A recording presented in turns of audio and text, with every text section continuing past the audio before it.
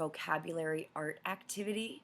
And so this will be due on the your third day of your distance remote learning.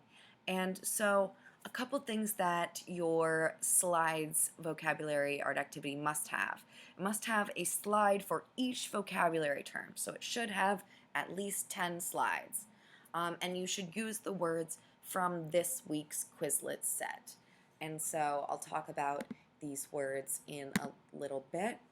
You also want to have the part of speech for each word, whether it's a noun, a verb, a pronoun, a adverb, adjective. And you also want to have a definition of the word. And I don't want you just copying and pasting the definition from Google. I want it in your words. And then a sentence using that word, and then a drawing, photo, or video, or animation that you created, not one that you Googled. And so extra credit would be to, for this week's vocabulary, this should say week 3. So it's to highlight, bold, or underline all of the pronouns in your sentences. So I want to show you an example of someone's vocabulary art project that met all of the criteria. So they have their vocabulary word, the definition, a sentence, a verb, and then the extra credit is to highlight the pronoun. So I is one of our pronouns. And then they did this nice drawing. You don't need color. It's not necessary. It just needs to be. I need to be able to see it and understand what I'm looking at. And so again, deteriorate, we've got the word, our definition, our sentence with preposition my, sorry, not preposition, pronoun my car is deteriorating. And then they've got a car deteriorating and the part of speech. So this is what I can expect from you on your vocabulary art activity. And week, so the first word is pretense.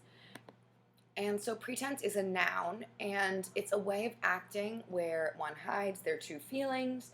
It's could be a charade or a cover. So if you put on the pretense of being a princess, then you are, pretending that you are a princess. You are acting, you're putting on a charade as if you were a princess. So, pretense kind of means, you're putting on a show, you're not showing who you really are. Devious.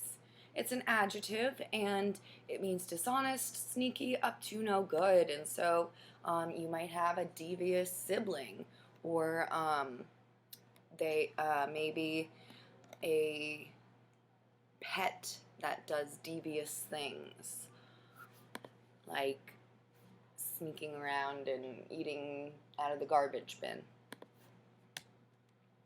Infirmity is a noun, and it is a weakness or an illness. And so an infirmity might be, a broken leg, or it might be a sickness. They've got the flu, and it could also be, lifelong illnesses. And so you can say, they are suffering from an infirmary or infirmity, sorry. And you could also say, despite her infirmity, she was able to climb a mountain.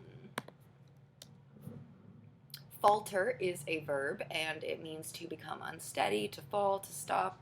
So a gymnast might falter if they are, standing on a balance beam and then they fall, or if someone is talking and their voice falters, it means that they kind of just stop talking. An endeavor is a verb and a noun. So in its noun form, it's just a great difficulty or challenge. So, the hike was an endeavor.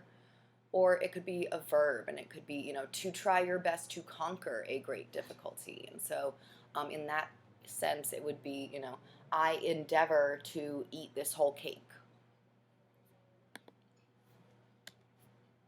A delusion is a noun, and it is a belief that is not based in reality or a false view of the world. So, this, could be anything from, delusion that unicorns exist, or delusion that they are a princess. It's something that is not real. Adulation is a noun, and it's a feeling of deep admiration or respect for someone. So you can treat someone with adulation, you can look at someone with adulation, and you can feel adulation for other people. Laudable is an adjective, and it means worthy of praise or reward. And so we can use this in a sentence and say, the student's work was laudable because they worked long and hard on it. And so, it's worthy of praise or reward. Famous athletes are laudable because they, are successful in their sports. Emulate is a verb, and it means to try and imitate something or someone, or to take on the characteristics of someone or someone else. And so a lot of times when people are learning to paint, they, emulate other famous artists. They try and imitate other famous artists, and then they develop their own style and become famous themselves. Traumatized. It is an adjective, and I think it could also be a verb. No, it's an adjective. So, traumatized, this would be emotionally fragile or distressed because of upsetting experiences. And so, a dog might be traumatized if it is a rescue, if it was, came from a pound or an abusive home.